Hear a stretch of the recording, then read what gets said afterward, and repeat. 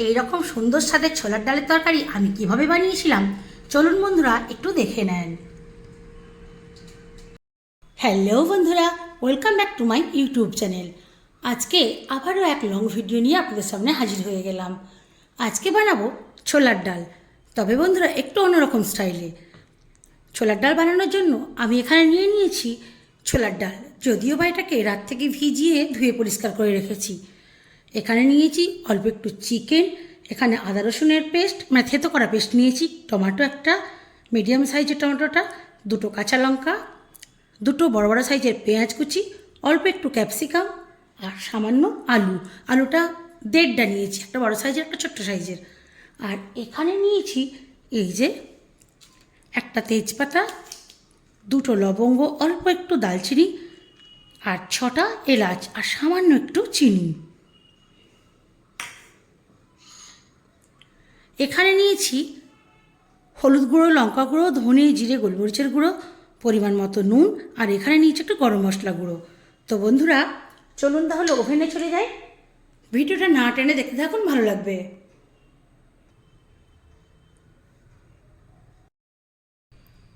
এখন ওভেনে বসিয়ে দিয়েছি কড়াই, আর কড়াইয়ের মধ্যে দিয়ে দেবো তেল। তেলটা আমি দিচ্ছি সর্ষের তেল, এটা আপনাদের পছন্দ মতো তেল আপনারা দিয়ে নেবেন। তেল সামান্য একটু গরম হলে এর মধ্যে দিয়ে দেবো পেঁয়াজ কুচি আর কাঁচা লঙ্কা দুটো। কাঁচা লঙ্কা পেঁয়াজের কাঁচা ভাব যাওয়া পর্যন্ত একটু ভেজে নেব।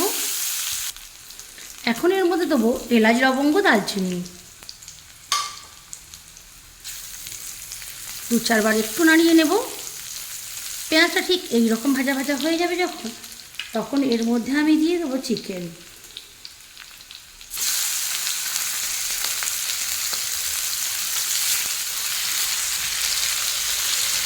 চিকেনটা অল্প একটু কষিয়ে নেব।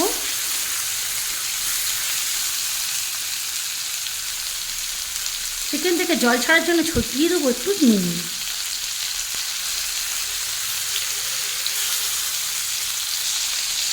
এখন দিয়ে দেবো আদা রসুনের থেতো করা পেস্টটা। চিকেনের সঙ্গে এটাকেও একটু ভেজে নেব।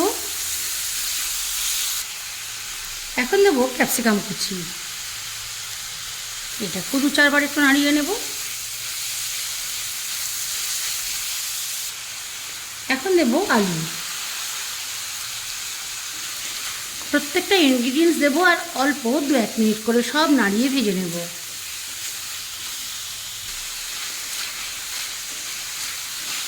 এগুলো একটু ভাজাভাজি যখন হয়ে যাবে, মানে 50%-এর মতো হয়ে যাবে, তখন দিয়ে দেবো ভিজিয়ে রাখা ছোলার ডাল।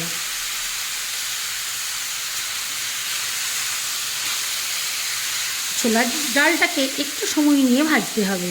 এই সময় যদি মনে হয় যে খুব জলের তলায় লেগে যাচ্ছে, তাহলে ফ্লেমটা মিডিয়াম করে নিতে পারেন। আমি অবশ্যই এখানে ফ্লেমটা মিডিয়ামে রেখেছি। ভাজতে ভাজতে এর মধ্যে দিয়ে দেবো তেজপাতাটা।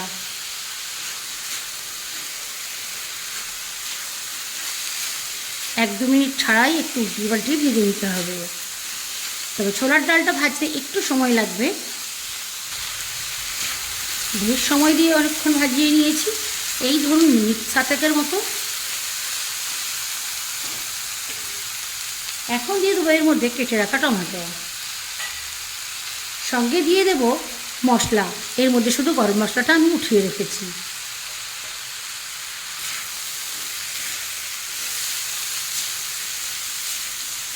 এই সময় ফ্লেমটা লোতে রাখবেন, একটু মশলাটা হালকা কষিয়ে নিতে হবে। মশলা কষানো কমপ্লিট, ফ্লেমটা এখন হাইয়ে দিয়ে দিয়েছি। আর এখন দিয়ে দেবো জল।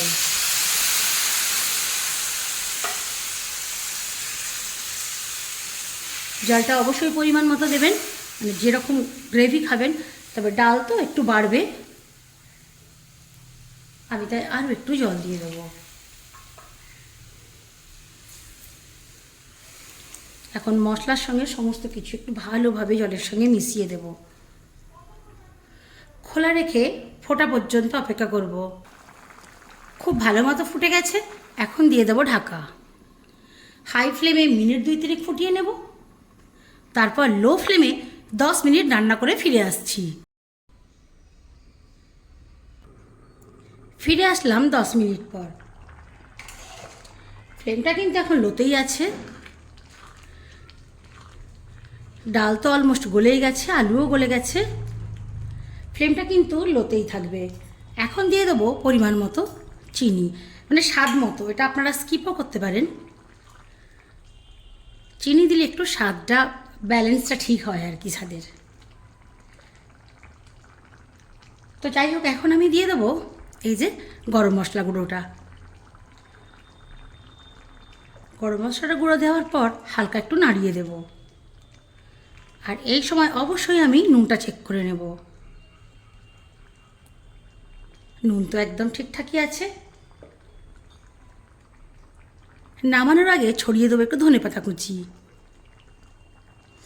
ধনেপাতা কুচি দেওয়ার পর হাই ফ্লেমে করে দেবো আর মিনিট খানেক মতো ফুটিয়ে নেব।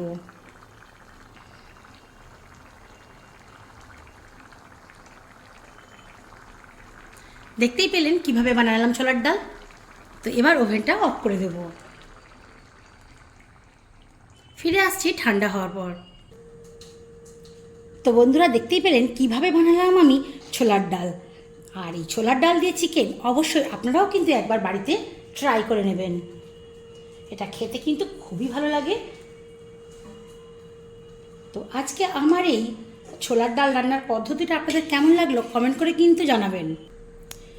ভালো লাগলে শেয়ার করে অন্যকে দেখার সুযোগ করে দেবেন, যাতে আমি আরও উৎসাহিত হয়ে এরকম নিত্য নতুন ভিডিও বানাতে পারি। আর অবশ্যই এবং রুটি বা পরোটার সঙ্গে খাবেন। আজ আমার ইচ্ছা হয়েছে রুটি বানানোর, সেই জন্য রুটি দিয়ে খাচ্ছি। তো বন্ধুরা, এই পর্যন্তই। আবার অন্য কোনো ভিডিও নিয়ে আপনাদের সামনে হাজির হব। এইভাবে একটু রুটি ছিঁড়ে আর এইভাবে নিয়ে খেতে হবে। ওয়াও, খেতে অসম্ভব সুন্দর হয়েছে।